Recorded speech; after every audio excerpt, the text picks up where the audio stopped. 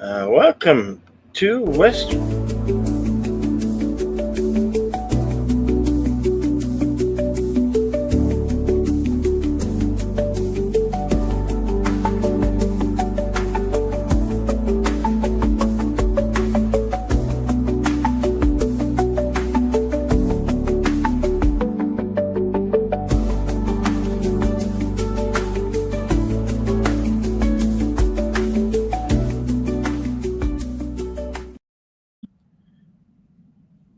Welcome to Western Cinema presents Winchester 73, starring James Stewart, Shelley Winters, Dan Duriena, Stephen McNally, Millard Mitchell, Charles Drake, John McIntyre, Jay Flippin, Rock Hudson, John Alexander, Steve Bodie, James McMillan, Abner Bidman, Tony Curtis, and James Beast. This is Western from 1950.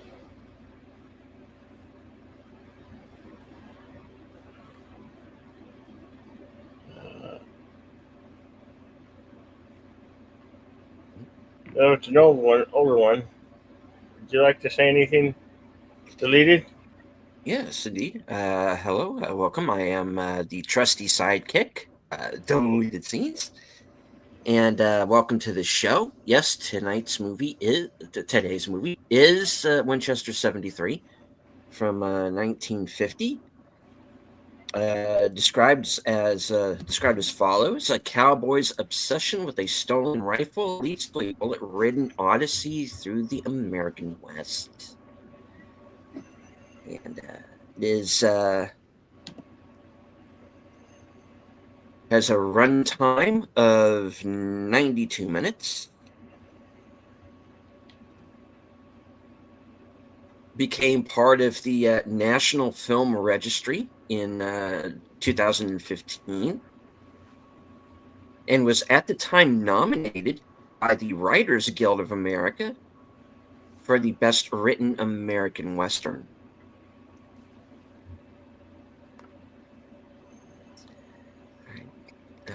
Lots of familiar faces in this film. As Bill said, many classic Western actors. You also get a very early film role by Rock Hudson in this film, playing an Indian chief. It was the 50s, folks. And if I remember correctly, Tony Curtis has a small role as well. Yep. So, yeah. Interesting film about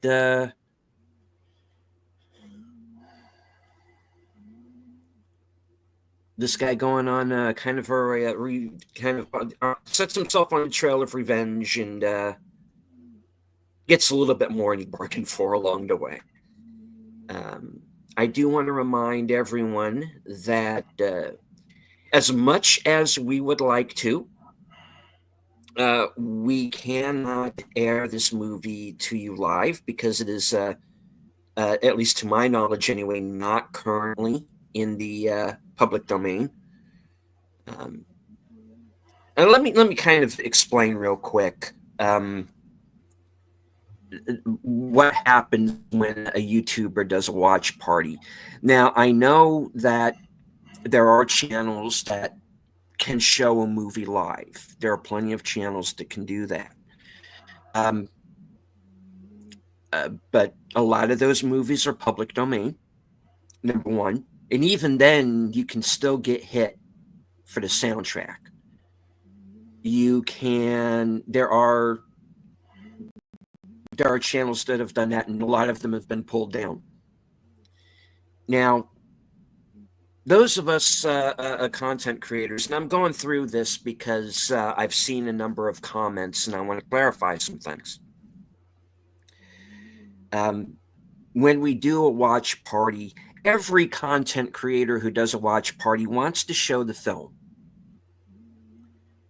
We are just held down and held back by YouTube's copyright guidelines. So there are certain films that can be shown, others that can't. This just happens to be one of the movies that can. Now, this is a movie that is readily available online. It is easy to find. For watching this later on, you can simply sync up with us and we will let you know when the movie starts. If you are watching live, you can follow along on Cosme. The Cosme link should be at the top of the live chat. So when people come into the comment section and go, "What's a chip? Where's the movie?" We can't. We cannot. For one thing, we would have to pay the studio or the rights holder of the film. And regardless of what some people may think, YouTubers don't have that kind of money. Most of us don't. 99.999% of us do not have that kind of money. And then there are people who have permission from the studios to show certain films. We don't have that. But we do want to point people into the direction of good entertainment. And that's why we do these shows. These are fun. These are really more hangout shows than anything else. This is like going to the movies with your friends.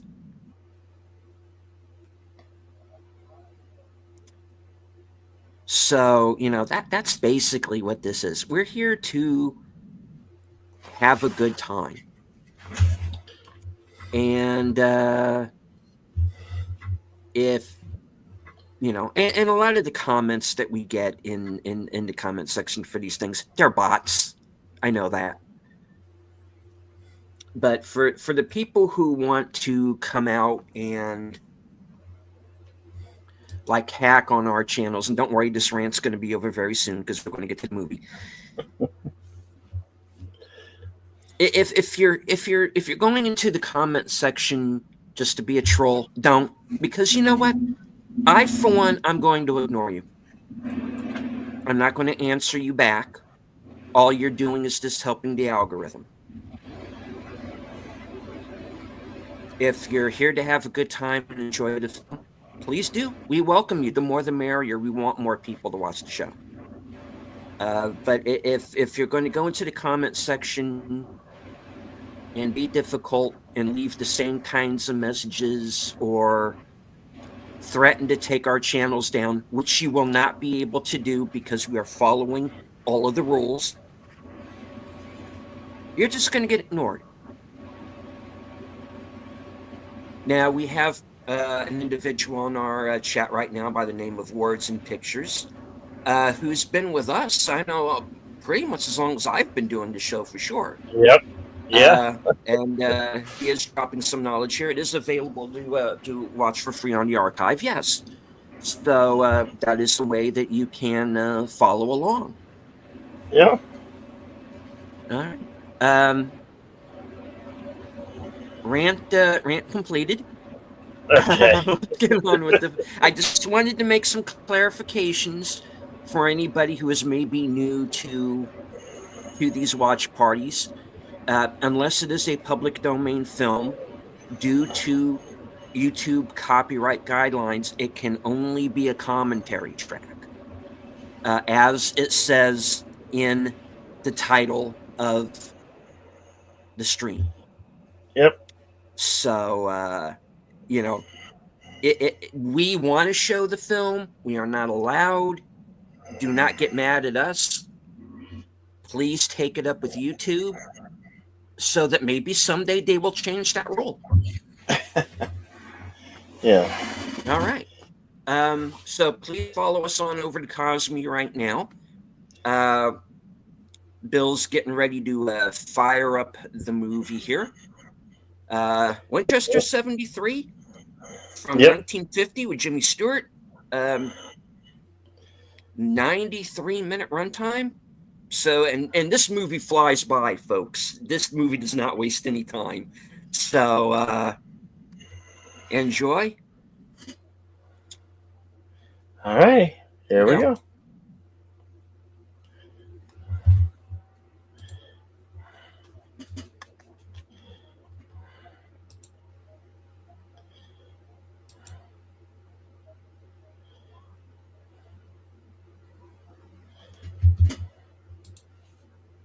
all right, we are fired up here.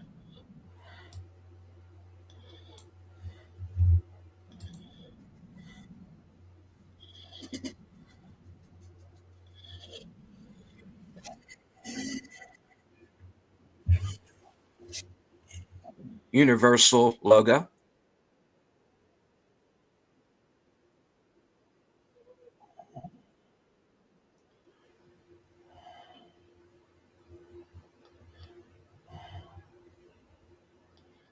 And the old Universal International logo.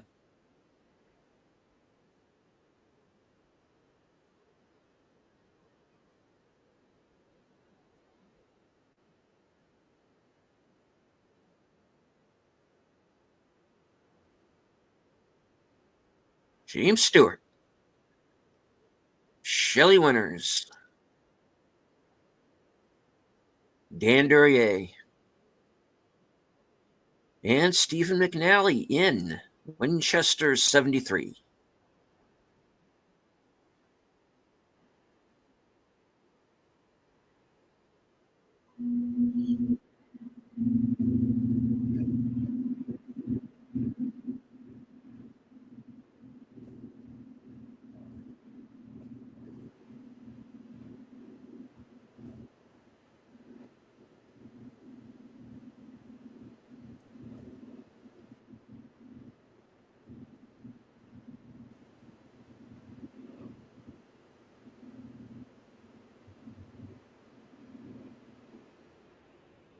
Directed by Anthony Mann.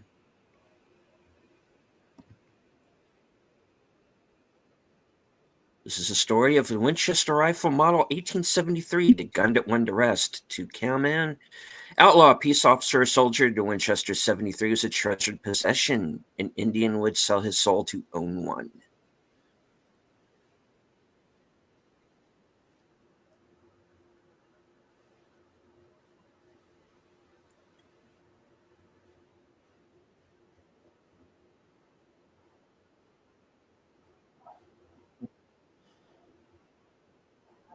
July 4th, 1876.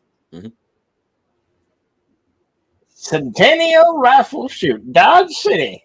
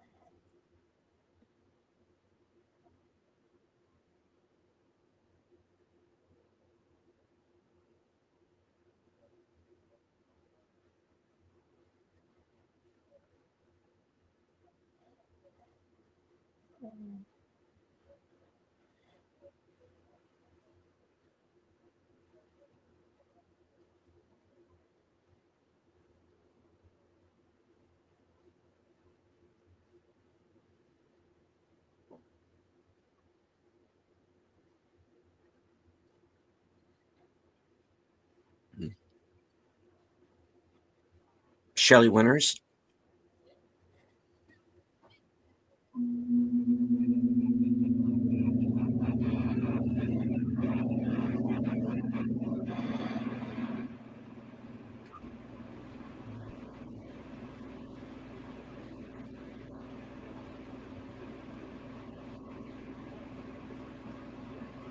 Mhm.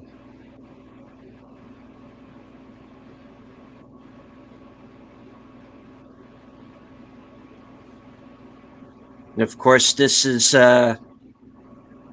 post-war Jimmy Stewart, so he's likely to deck you.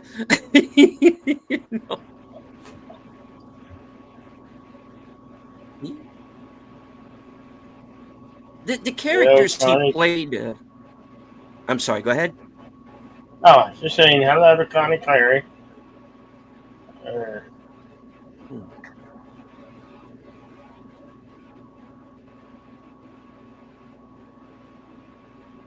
Oh, hello, Connie.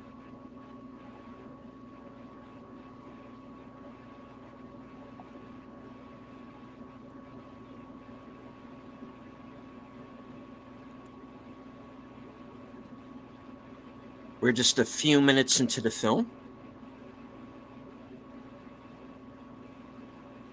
Wyatt Yep. Herb. Wyatt Earp. Wow. Huh. Yes, sure. We don't have a shot. Yeah.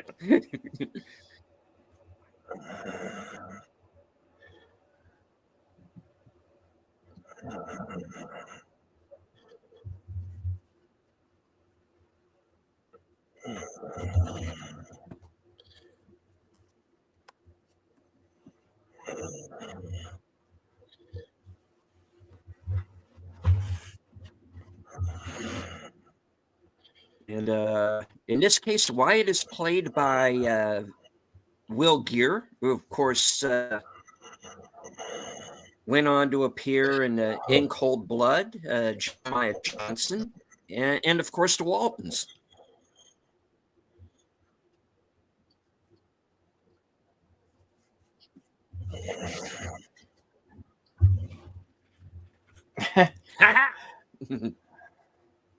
The game is afoot.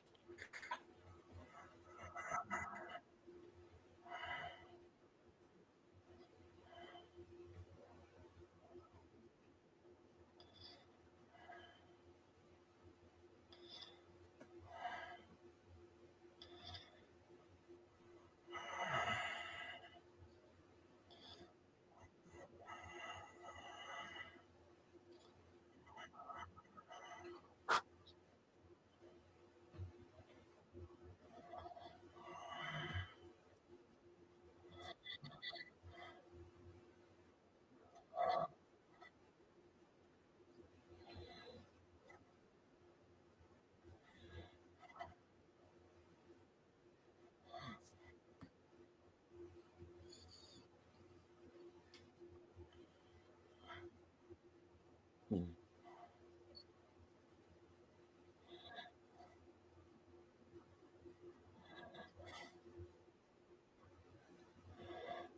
High Spade is played by Millard Mitchell. He was also in 12 O'Clock High and Singing in the Rain.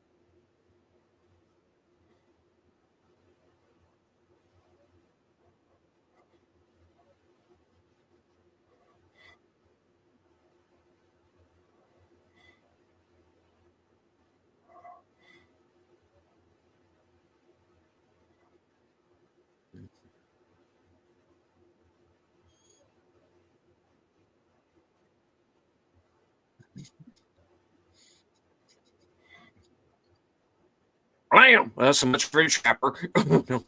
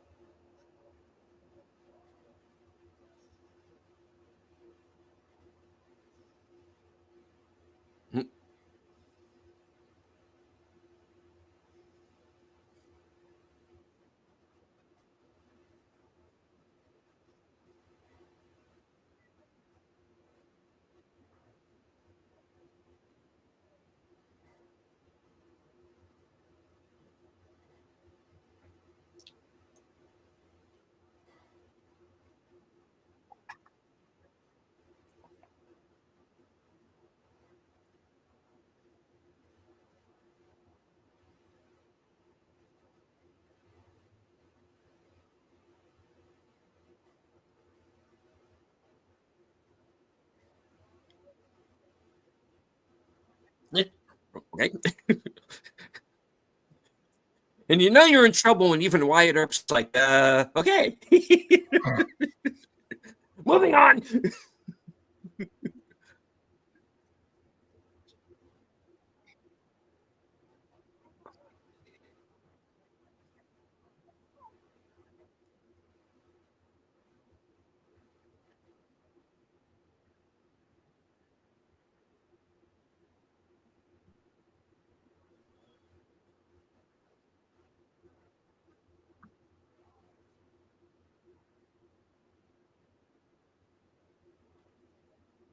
Very well shot, this film, Motion Pictures. I agree.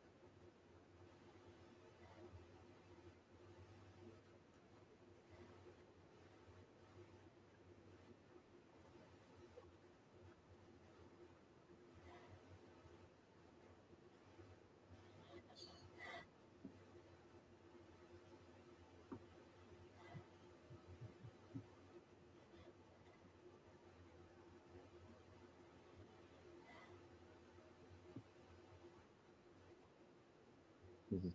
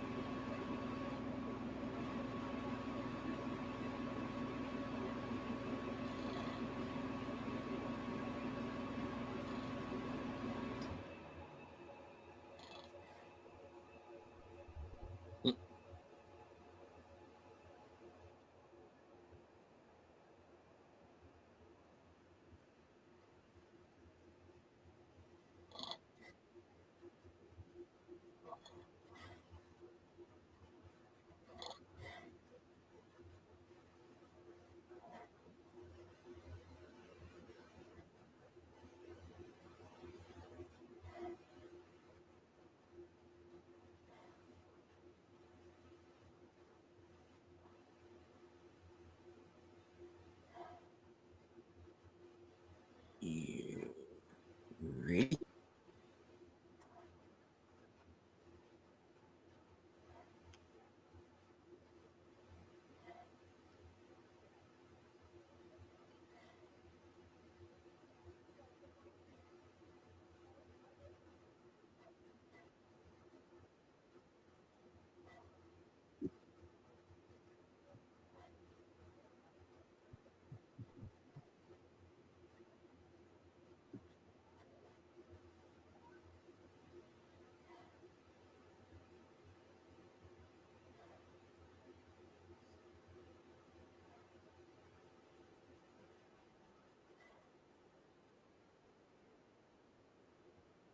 Hey, Kiba!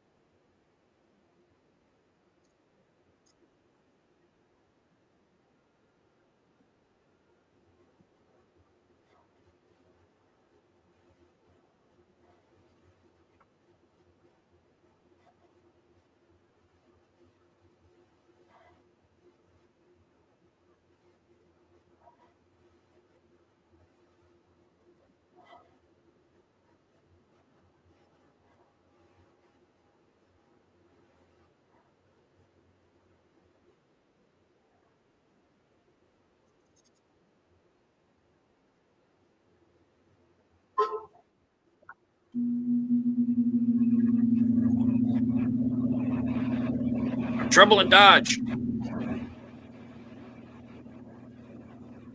Wyatt Earp on the case.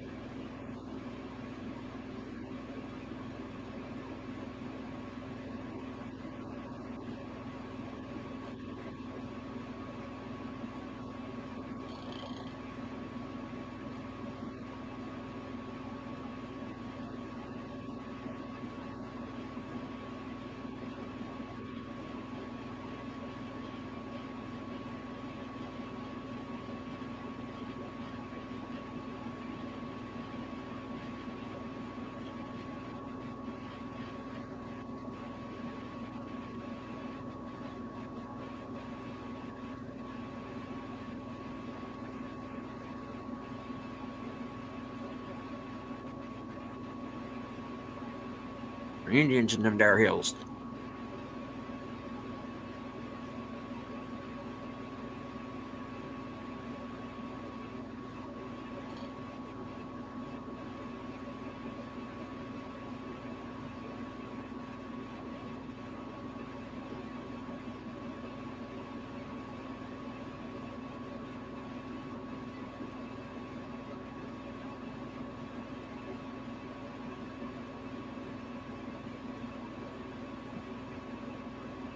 Which one did you mean?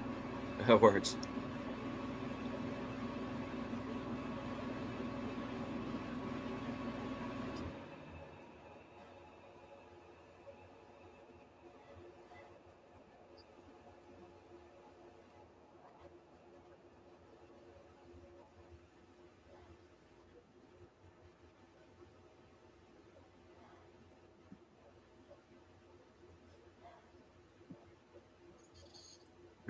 The fellow there playing the gambler Joe Lamont, that's John McIntyre. He's also in Psycho. He's in Turner and Hooch.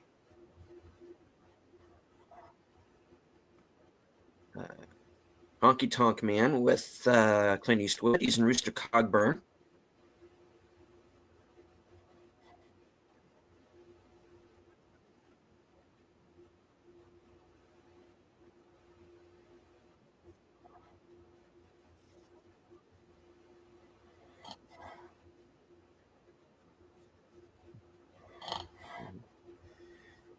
Our villain tonight, Dutch Henry Brown, is played by Stephen McNally. He's also in Crisscross, which was the year before. No Way Out, which was the same year.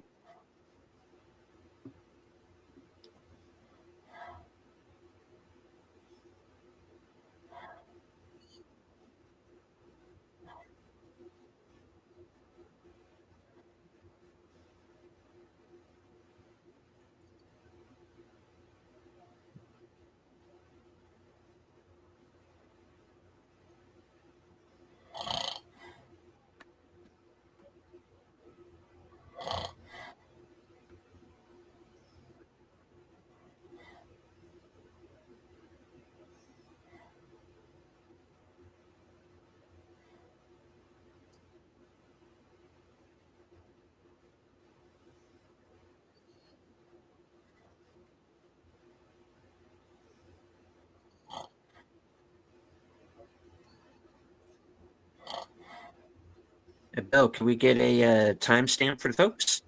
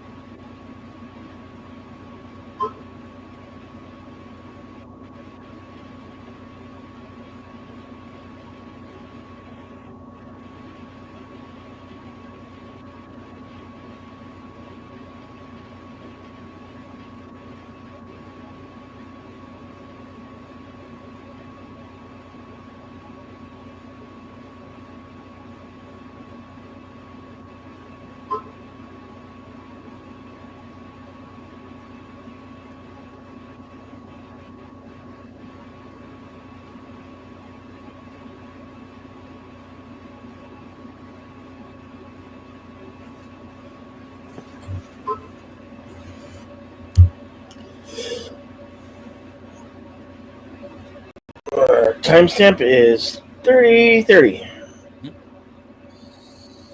Got just a little over an hour left in the film. Do you want to remind everyone once again, if you are watching live, hit the Cosme link at the top of the chat and join us.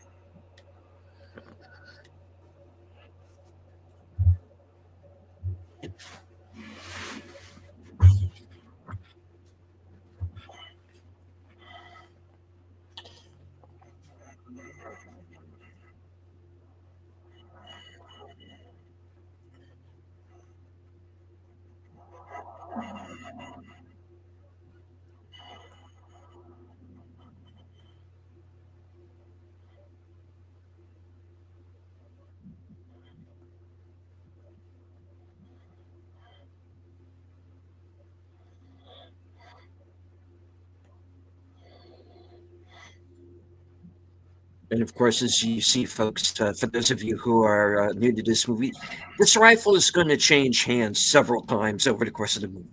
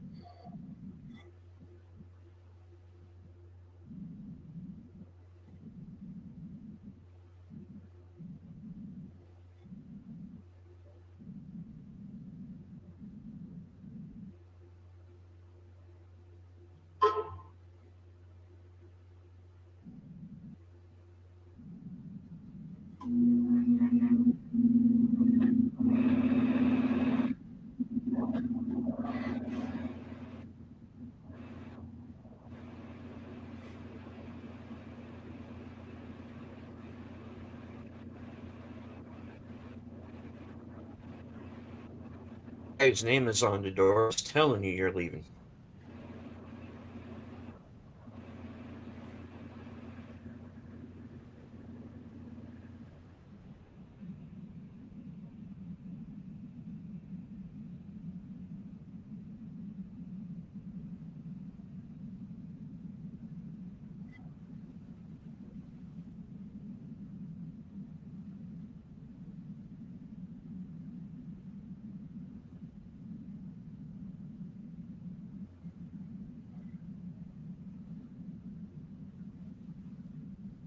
And the introduction of Rock Hudson as Sioux Chief Young Bull.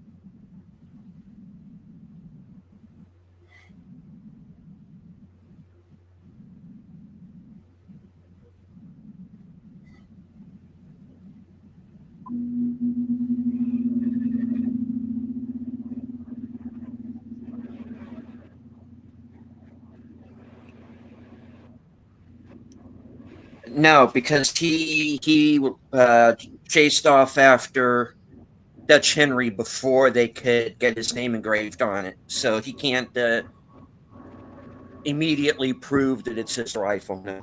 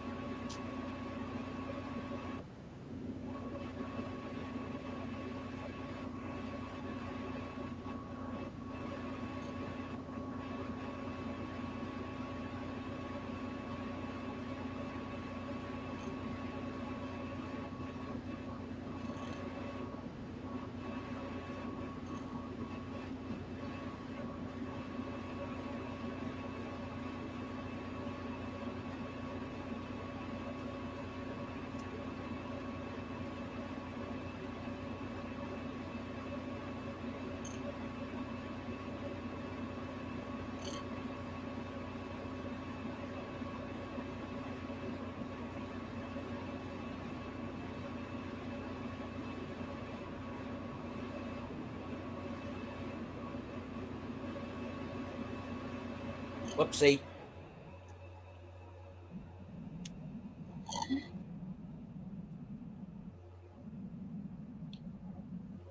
So London and Hyde Spade have now made it to Rikers.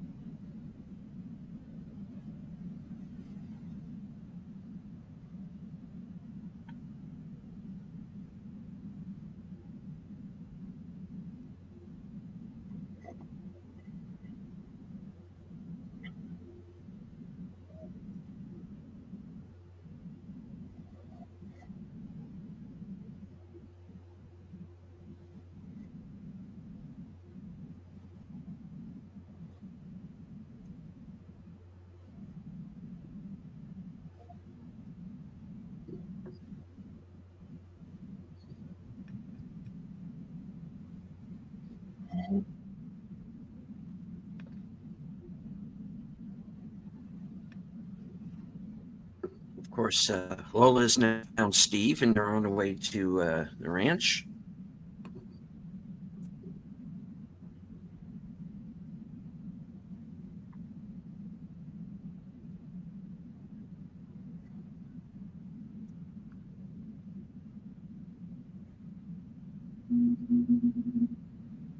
He also appeared in the Glenn Miller story.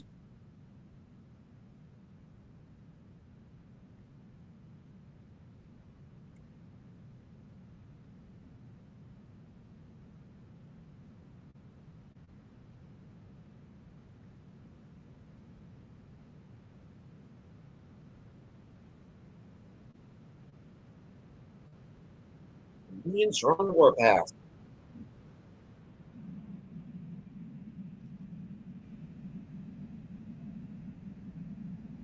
Question is Glenn more interested in catching Dutch or the Winchester? Stay tuned.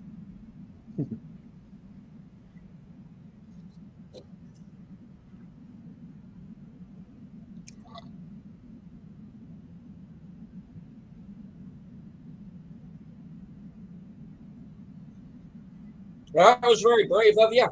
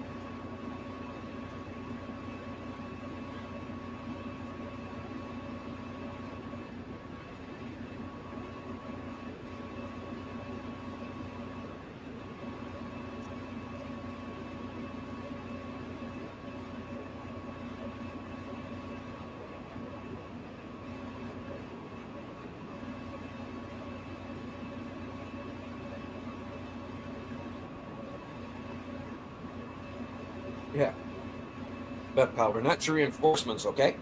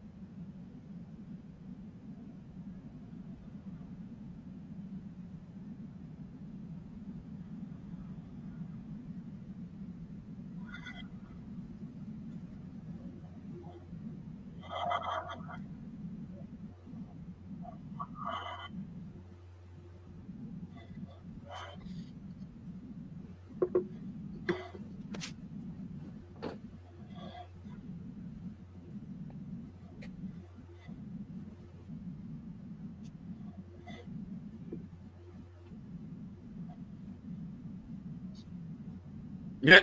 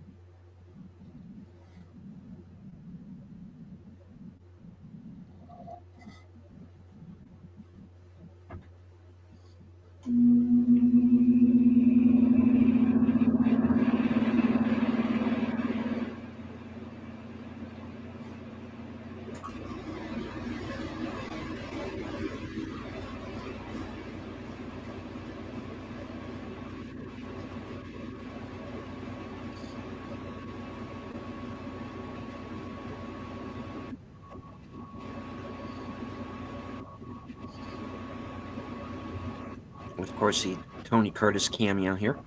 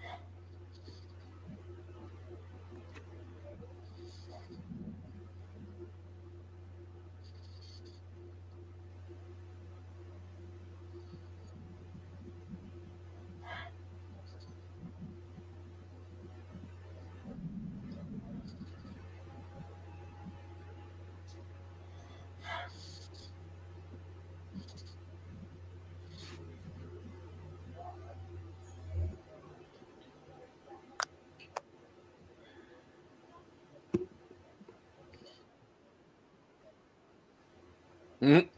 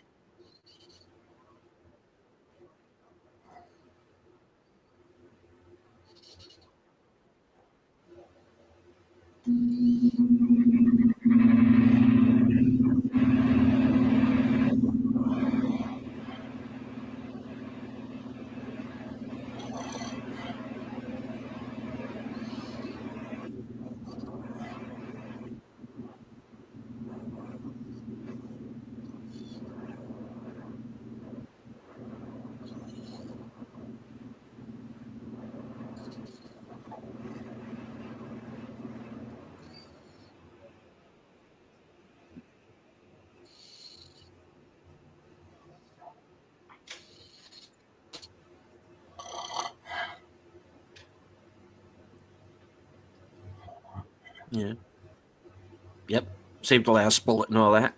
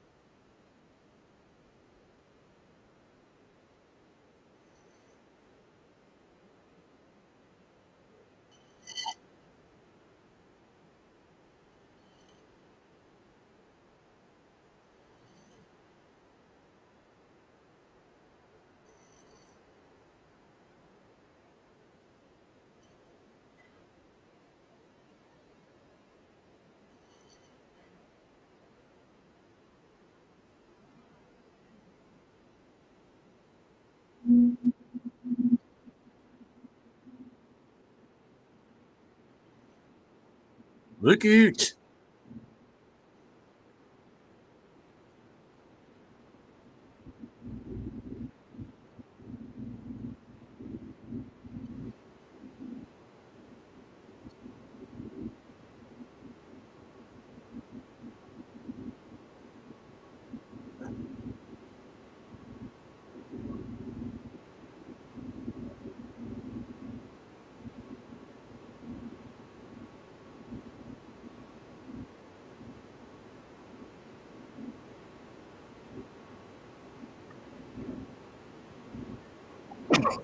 Excuse me.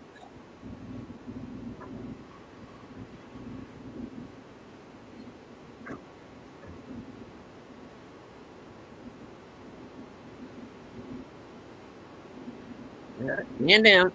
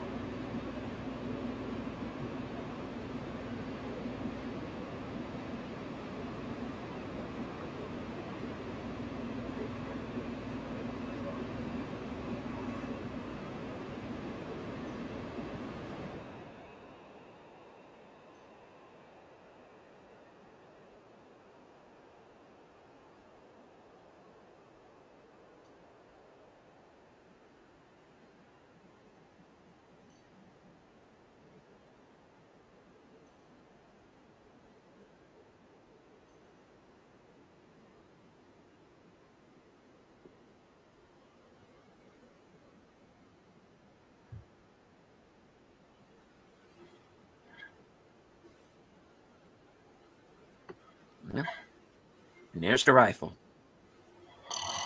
Changes hands once again.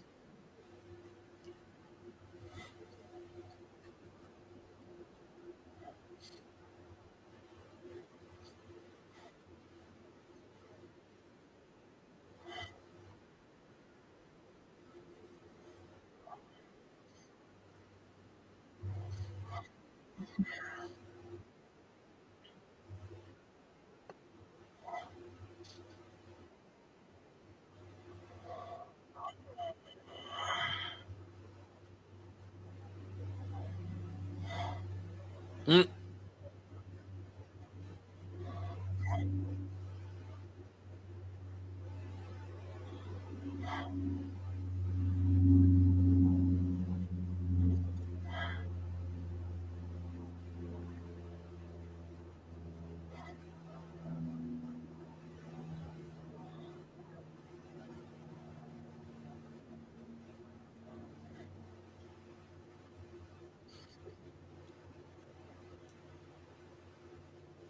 Mm.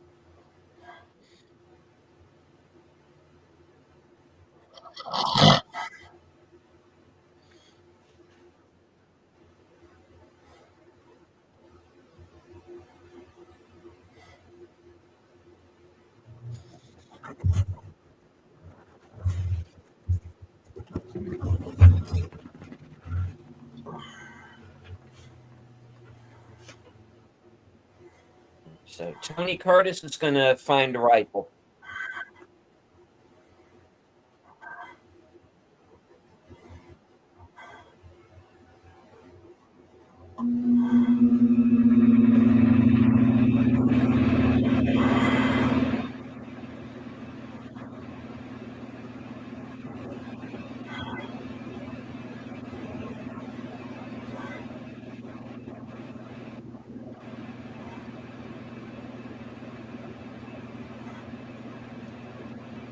Um. Oh well.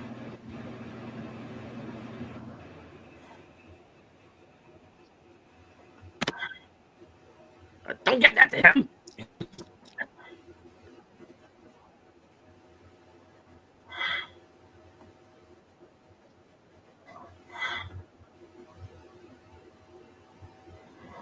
Yeah, they kind of play this character out to be kind of a wuss at the beginning, but he held his hands up in that battle for sure, man.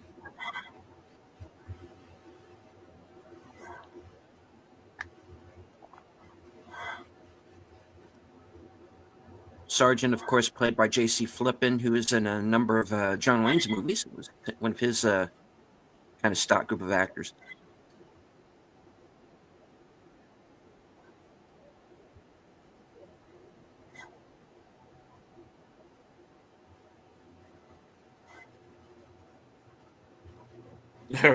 Or just as I feel Steve ain't going to make the final curtain. Stay tuned.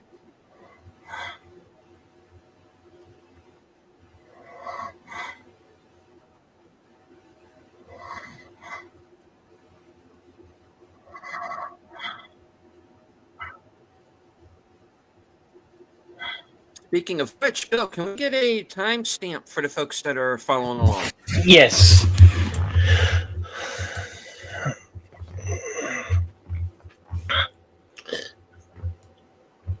You're at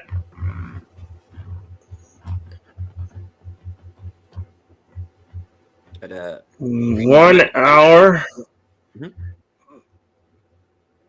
and looks like 1 hour, 1 minute, 27 seconds. Mhm.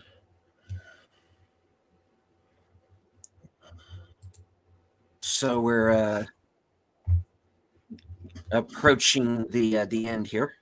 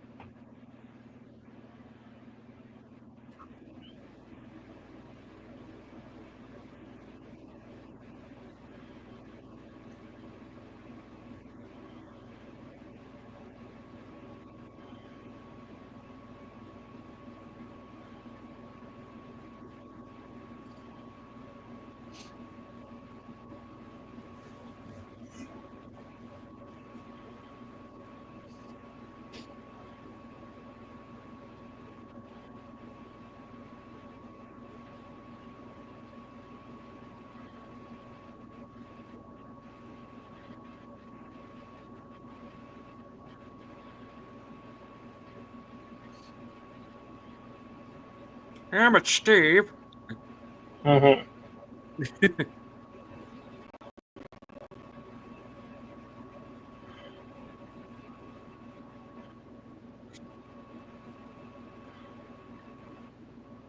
What the what?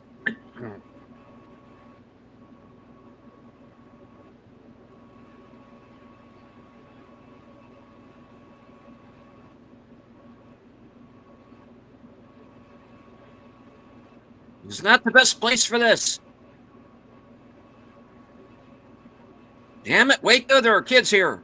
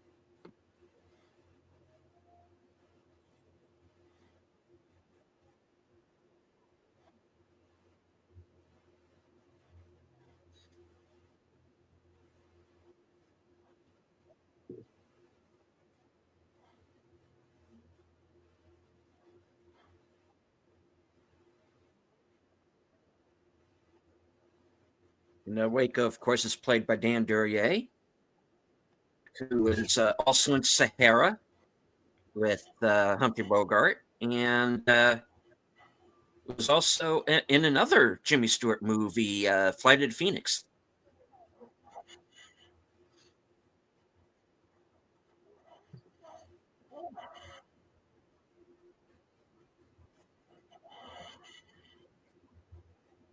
You dang varmint glute, you, you person, you.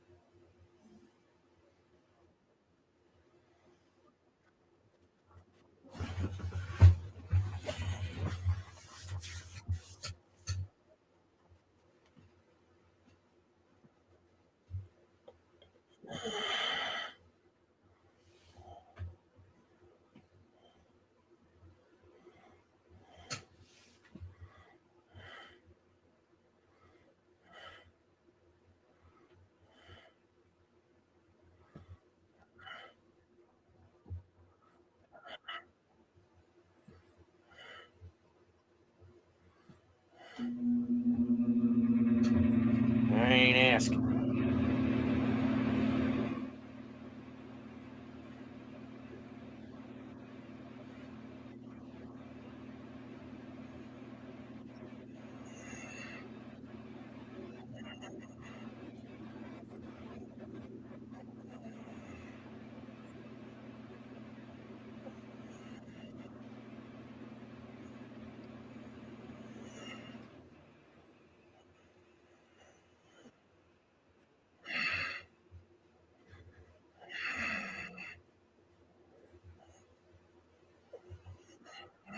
Noonan.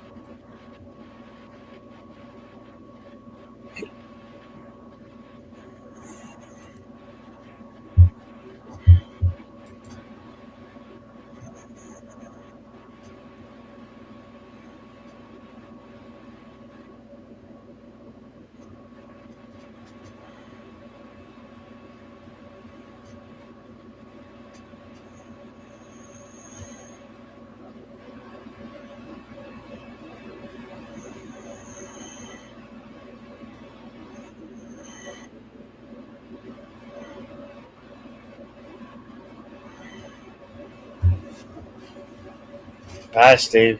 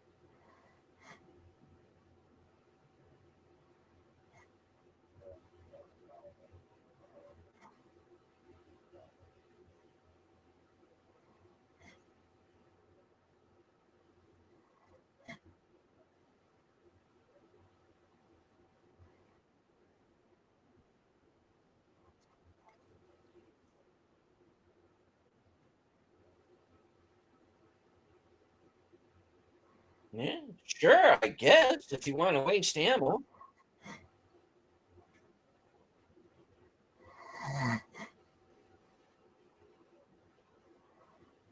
Chandrick.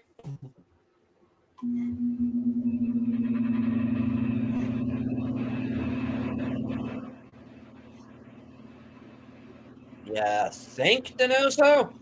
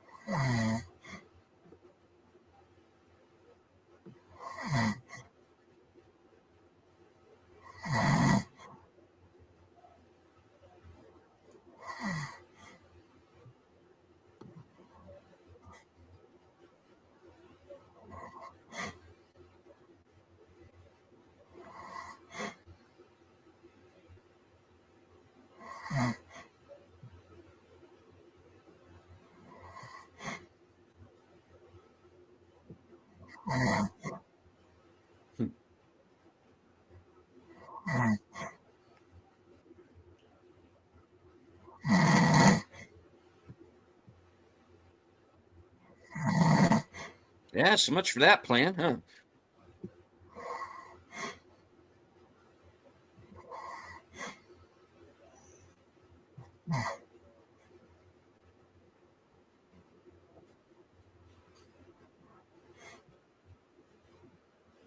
Happen everywhere.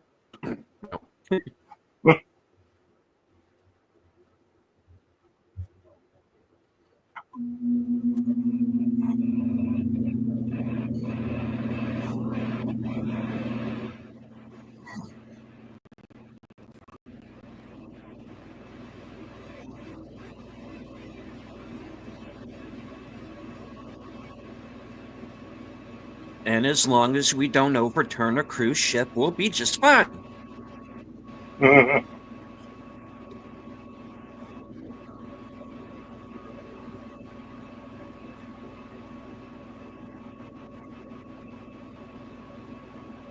Or hook up with James Mason. Folks!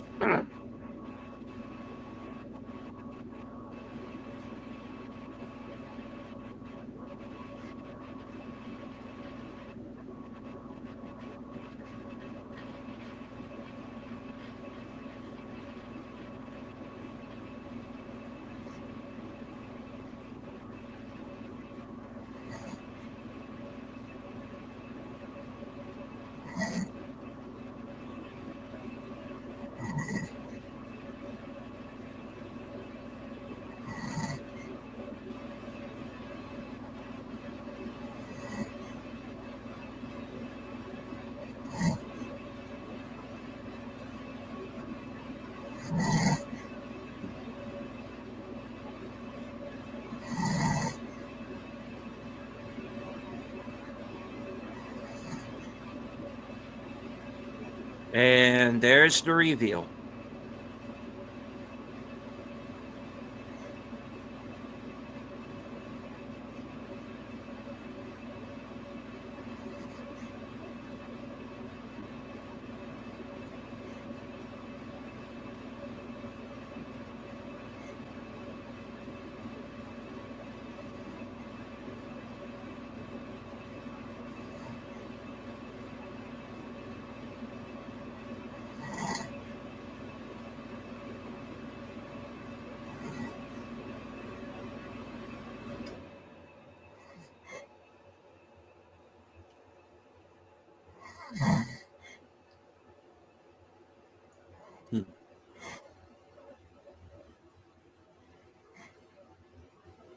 Chekhov's bullet.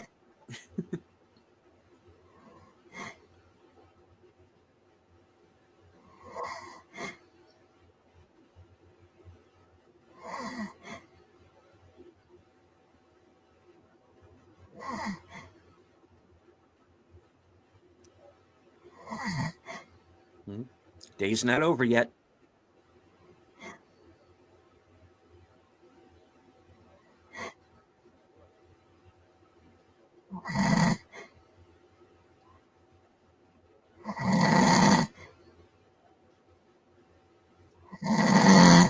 Bill, can we get a timestamp?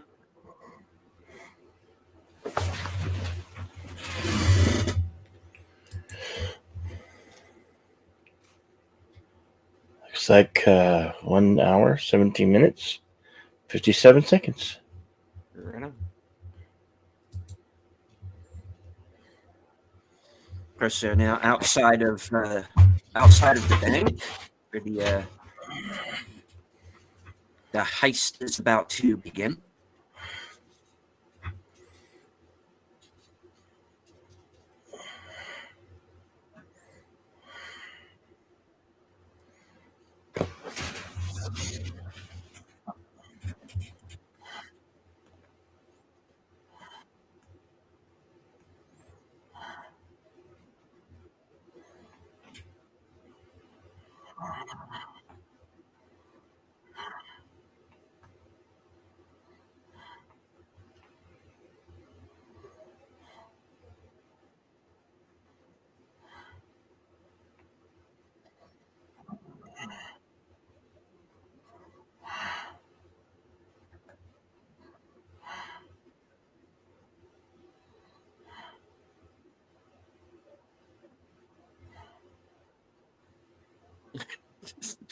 Don't tempt her.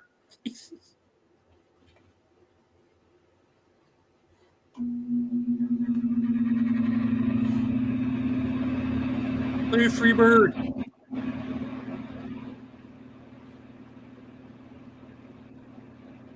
Love is like Norman fell, kiss and tell. Sorry. Moving on.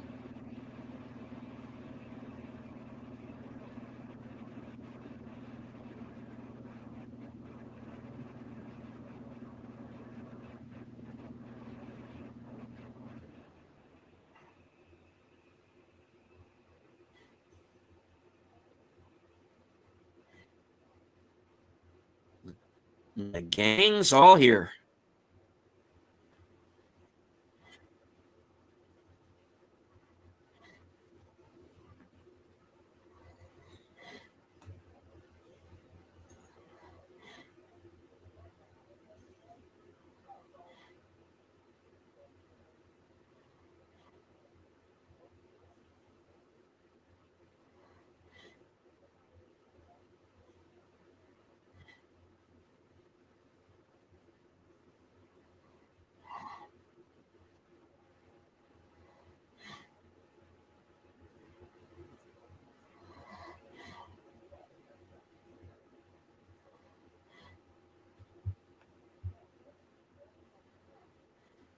Hola.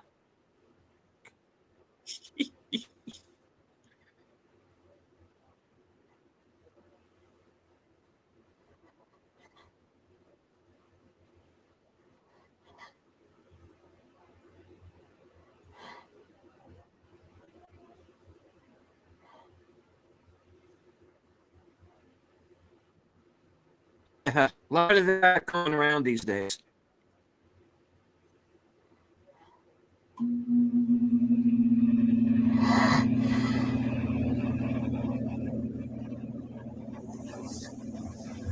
$3:00.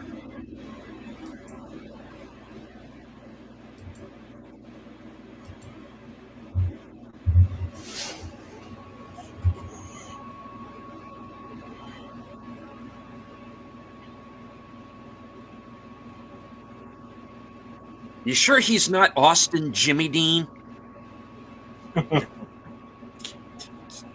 Just checking.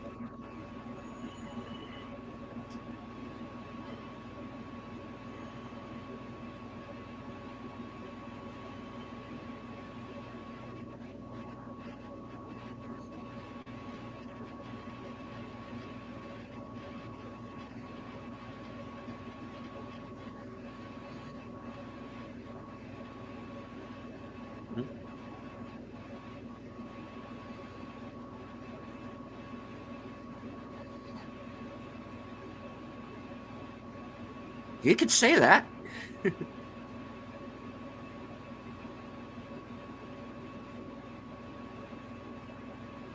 Supposing beats it out of you.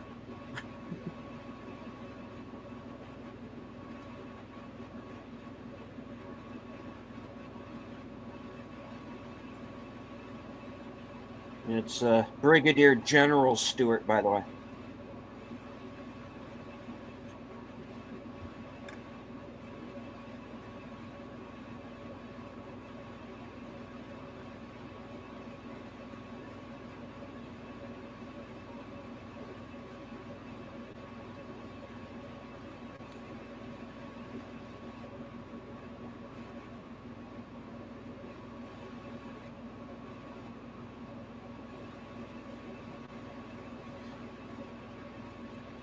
Happy trails.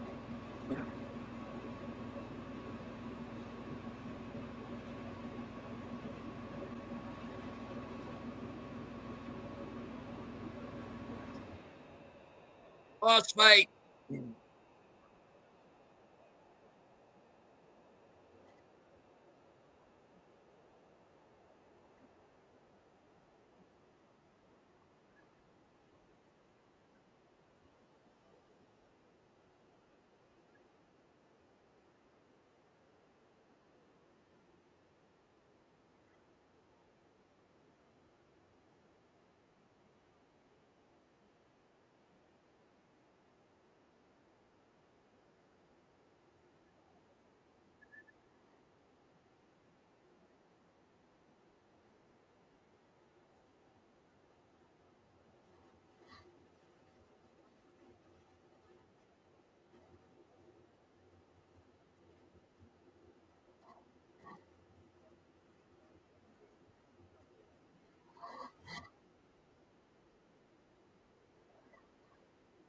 We're past that.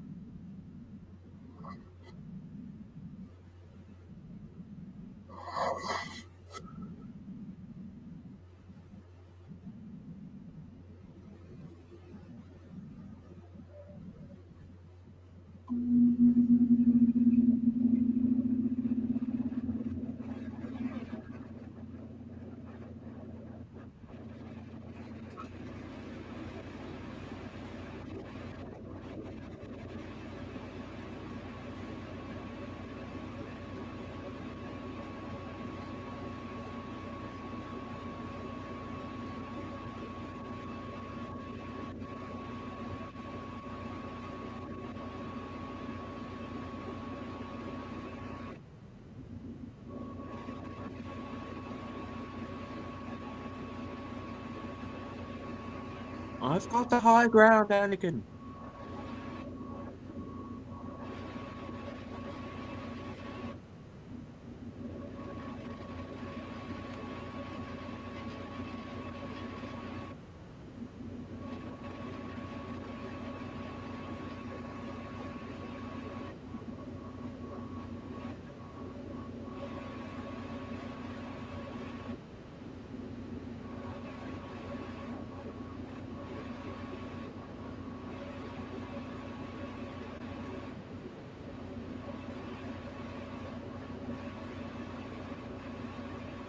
Mm-hmm.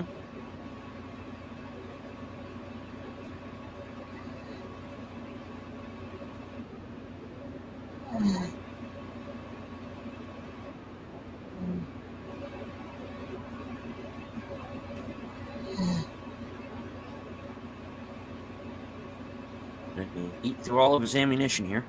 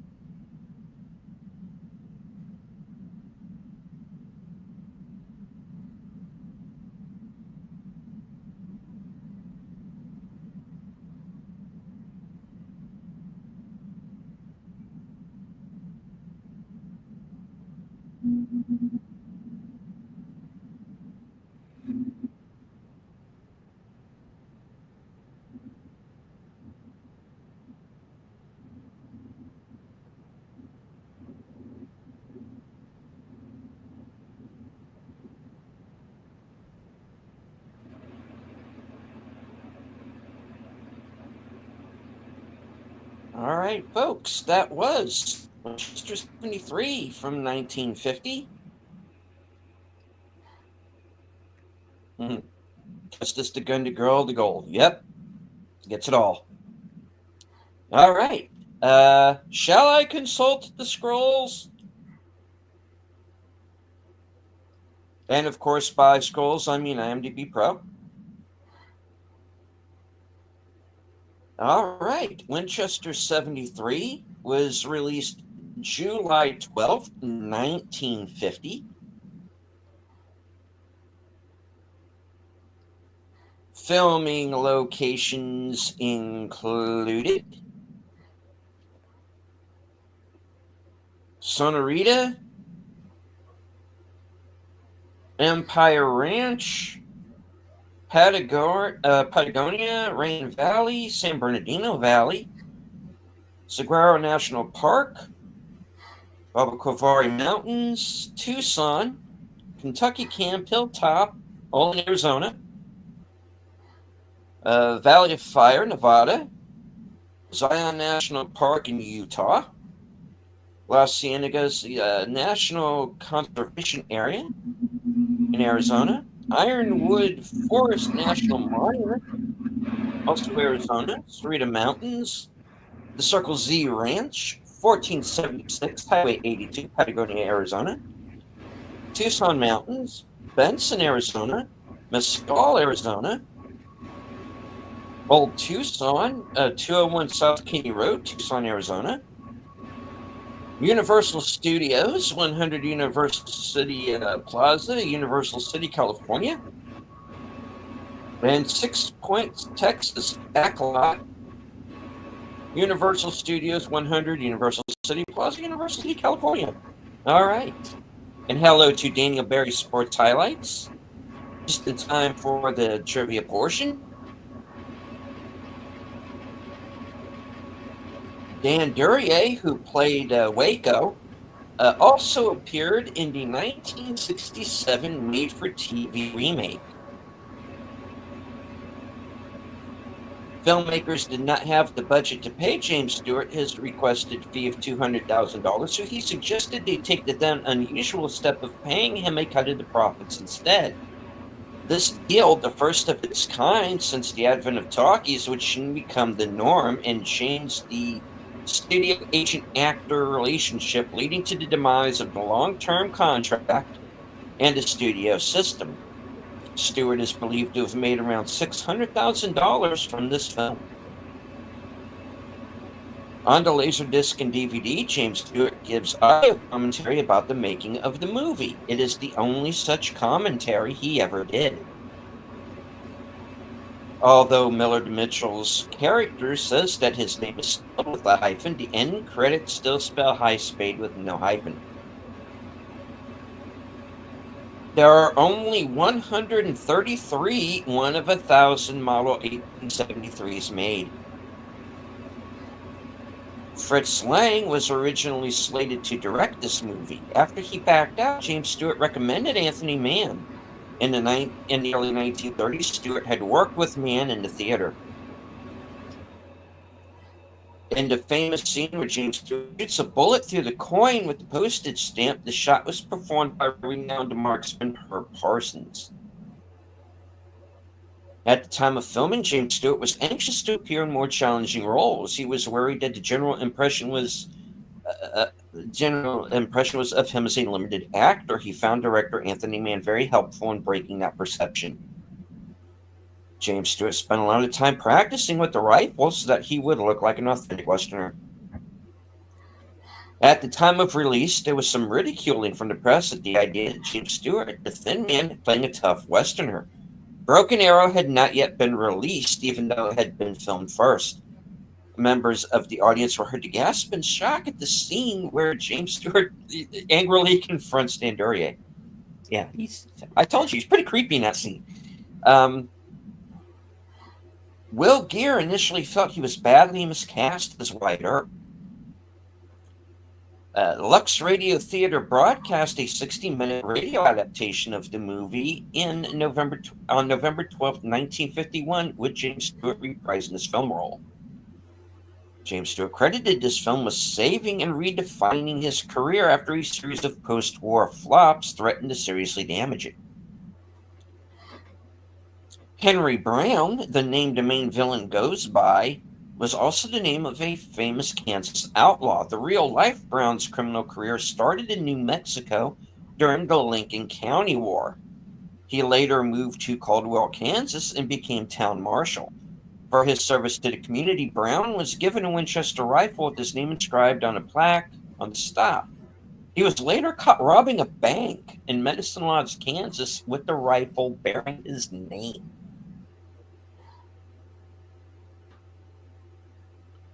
A very young Tony Curtis appears as a cavalry soldier. He's not credited in the film.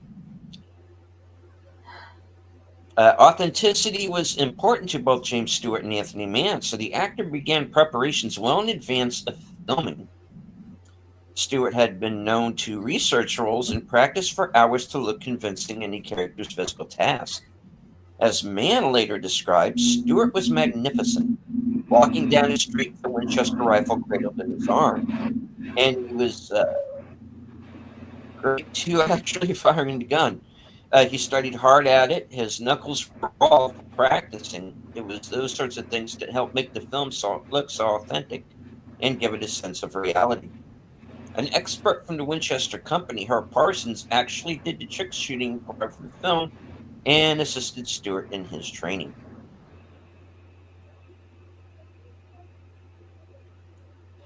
Shelley Winters was worried about me talk good someday. I'm sorry. All right. Rewind. Start again. Shelley Winters was worried upon finding out that both she and James Stewart thought their best photograph side was their left side, but she found that Stewart would yield in their close-ups. So she later said, "A couple of left profiles don't make for a convincing love scene when the two of them are staring off in the same direction. Since he was the star, I knew he'd be told to turn right. I couldn't have been more wrong. One morning, Tony Mann came to me and said that Jimmy wanted me to be shot from the left because he knew that the whole thing was making me anxious. Naturally, Jimmy never said a word to me directly."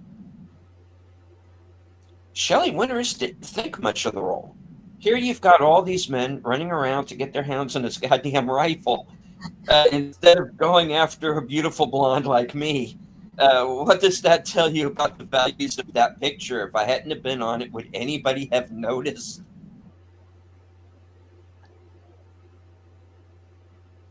Writer Stuart Lake sued Universal International for $400,000 when the studio failed to credit him as writer of the film's original story, when that story was published in an unnamed film magazine.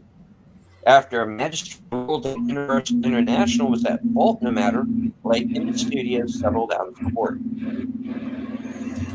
James Stewart was named the winner of the third annual Reno Silver Spurs Award as Best Western Actor of 1951 for his performance. The film was also named Best Western Film, and Anthony Mann was named Best Western Director. Stewart made the film as part of a two-picture agreement with Universal International. The shooting competition takes place on July 4th, 1876, as the news of Custer's last stand in June is becoming known across the West.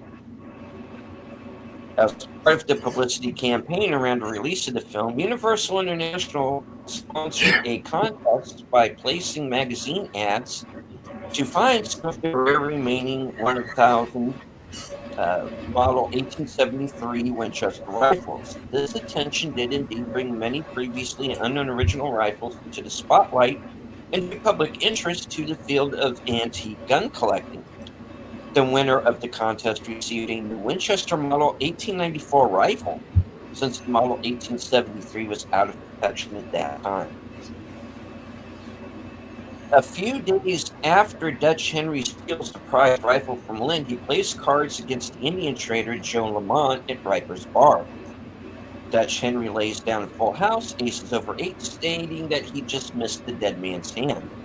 Two pair aces and 8, so nicknamed because Wild Bill Hickok was said to have held such a hand when he was murdered in Deadwood on August 2nd, 1876, almost a month later. Lamont had 4 trays. Included among the 1001 movies you must see before you die, edited by Steven Snyder. Will Geer was 48 years old in 1950. The character he played, Wyatt Earp, was 28 in 1876, which was the year the film was set. Hence the reason he thought he was miscast. When a young Bull first appears, he is wearing a Jefferson medal given by Lewis and Clark to tribal leaders as a token of friendship during their Corps of Discovery trip to the Pacific, 1804 to 1806. It was obviously passed down by previous chiefs. The competition for the prize rifle takes place on July 4th, 1876, but one of the contestants uses a Winchester 1892. Included among the American Film Institute's 1998 list of the 400 movies recommended for the top 100 greatest American movies. Young Bull is played by a young Rock Hudson. No actual Henry rifles were used in this movie. Henrys were loaded from a tubular magazine at the top. Henry did not make a side-loading gate like the Winchester until 2019. At one point, referring to his father, Lynn says, he said if a man had one friend, he was rich. I'm rich. This could be seen as a reflection back to It's a Wonderful Life, when Brother Harry Bailey toasts to my brother George, the richest man in town. The scene where Lynn McAdam wins the Winchester rifle by shooting a hole through a postage stamp covering the opening from a necklace link was copied into Western spoof Support Your Local Sheriff, where Jason McCullough, as played by James Garner, gives an exhibition of marksmanship by shooting a hole through a piece of tape covering the opening in a flat washer. In the movie, the horse ridden by Rock Hudson has two swastikas on the horse blanket.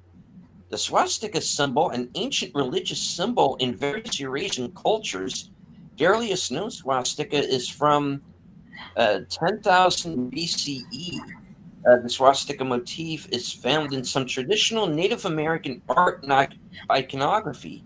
It is widely used by a number of southwestern tribes, most notably the Navajo. In Plains nations such as the Dakota, among various tribes, the swastika carries different meanings. Yeah, and then that fella from Austria went and flipped it and turned it into something else. Unfortunately. Dan Duryea, Shelley Winters, John McIntyre, Tony Curtis, and Charles Drake all appeared the previous year in Johnny Stool Pigeon. Dan Duryea and Shelley Winters are also both in Larceny. During a shootout between soldiers and Indians at around 55 minutes in, you can see some of the dead Indians on mannequins, with one of them lying face down, feet up in the air.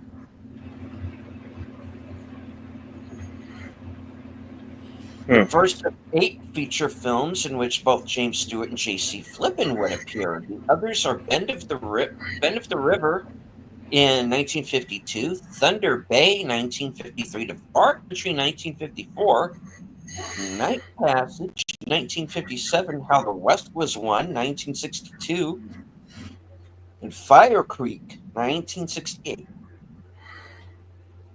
One of the early scenes of the 1971 movie The Last Picture Show, set in the 50s, the movie displayed on the Royal Movie House marquee in Winchester 73. A young James Best, but most known for his role as Roscoe P. Coltrane in The Dukes of Hazzard, is in the scene with Tony Curtis, only his is a non-speaking role. Despite being too old for the part of Wyatt Earp in 1876, Will Geer bore a striking resemblance to later photographs of the famous lawman. The film has a 100% rating based on 27 critics' reviews on Rotten Tomatoes.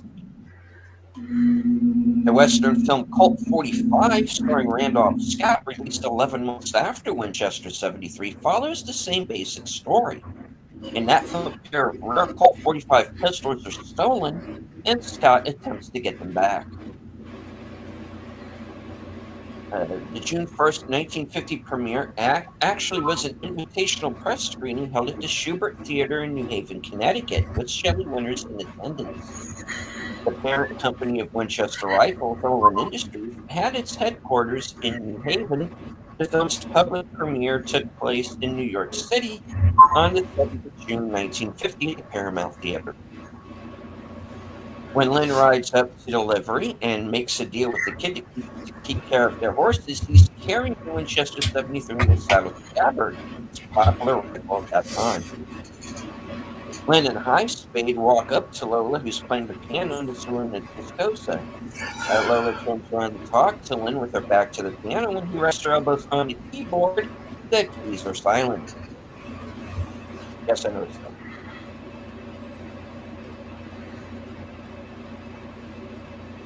All right. Moving on to the last few here. James Stewart, Anthony Mann, and screenwriter Gordon Chase seems very conscious of the fact that McAdam was a clear break from the sort of hero the actor was previously associated with. Chase, in fact, narrowed down the transition to the moment that McAdam confronts Andrea's character in the saloon, smashing his face into the bar. As Chase was quoted in Donald Dewey's James Stewart biography, when the picture was given a sneak preview, there had even been some tips in the audience to see Stewart's name in the opening titles of a Western. Once he smashed Duryea into that bar, there would be no more snickering. In his book Horizons West, Jim Kitses later echoed this observation when he wrote, Lynn's destruction of Waco is consequently a key moment, since it both satisfies our moral expectations and disturbs them. Our identification with the hero jarred by the naked violence of which he sets about the villain. The end of the film influenced the 2010 video game Red Dead Redemption. Both film and game feature a lead villain named Dutch who dies after falling from a cliff face. When Dutch Henry shoots the already dead Indian gun dealer, he says that the Henry rifle is no good and takes too long to kill. The rifle Dutch is using is actually a model 1872 Winchester rifle, the same model he lost in the card game earlier. It's just not one of the 1,000. This film has many things in common with Night Passage. Both movies are 50s westerns with James Stewart, Dan Duryea, and J.C. Flippin. Both movies are produced by Aaron Rosenberg, shot by William H. Daniels, and written by Gordon Chase. In both movies, Duryea plays a bandit chief, and James Stewart's character is involved in fraternal strife. Two future Hollywood icons, Rock Hudson and Tony Curtis, both appear in the scene where the Indians attack a cavalry troop at their camp. In fact, Curtis' character Doan picks up the prized rifle dropped by Hudson's character Young Bull when he's shot killed. The two actors would make just one movie together 30 years later, titled The Mirror Craft. And that is it for the trivia from IMDb Pro. The scrolls are closed. Oh, nice. Very good. Very good. I don't now. Just don't know what to play for next week. I have to find something. Yeah, we'll have to come up with something here, folks. Got a few in mind, and when we know, we will let you know. Words and pictures dropping some knowledge in the chat. The only Winchester model 1873, one of 1,000 I could find sold, went for over $500,000 nearly 10 years ago. Yeah. Very hard to find rifle. So this is a culture-changing film with the payment deal completely altering Hollywood power from studios to actors. Yep.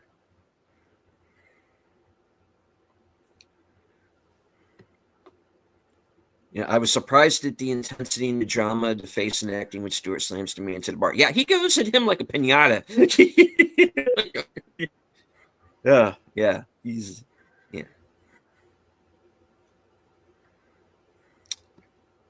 All right.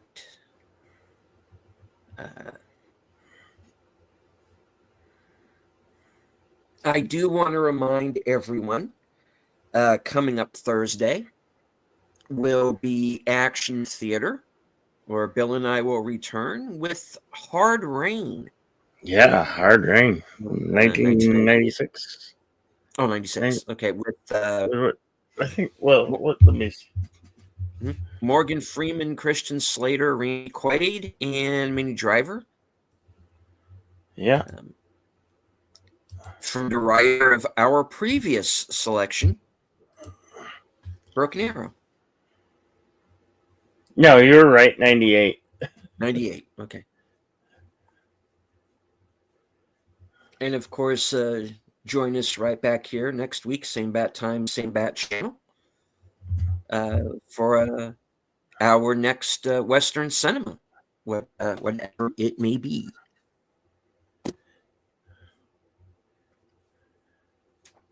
I do want to remind everyone watching on my channel that there will be no unscripted or reserved seats this evening, but both shows will return very soon. Tuesday night, I will be joined by Sin's Corner, Off the Cover Kyle Corwith, and Wilkie's Movies and Music for the Mystery Movie Night podcast. That'll be at 7 p.m. Followed right after at 8:30 by Live from Sparkwood and 21, my Twin Peaks retrospective series. We'll be joined by Troy Pacelli, Netters Network, and Aged Boomer, and we are going to be discussing the Mark Frost spin-off book, The Secret History of Twin Peaks. And of course, like I said, Thursday, Action Theater, Hard Rain, 3:30 p.m. Eastern. And that would be that. That's Corey Arch's Friday Lunch. Yes, that's Corey from Wilkie's Movies and Music. Yeah, we'll hopefully be able to join us on Tuesday night for the show. Yeah. Yes, and your welcome words and pictures. It was good to see you and Connie in the chat.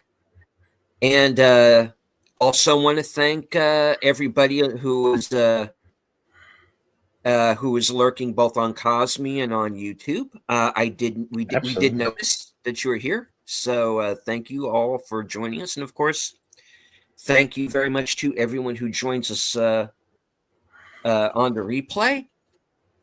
Just remember that you will either need your own physical copy, or and as we said, this movie is available on streaming as well, so you can check it out that way. Mm-hmm. So, Bill, what do you have coming up for your channel?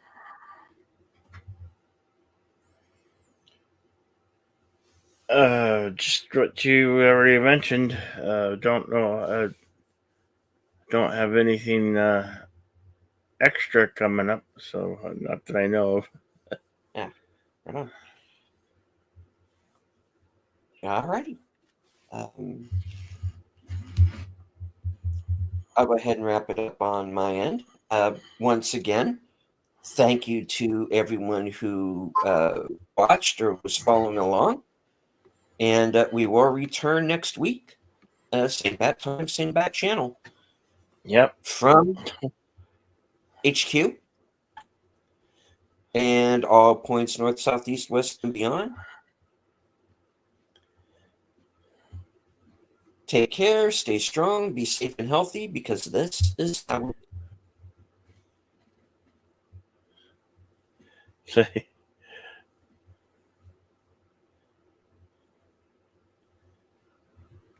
YouTube words and pictures.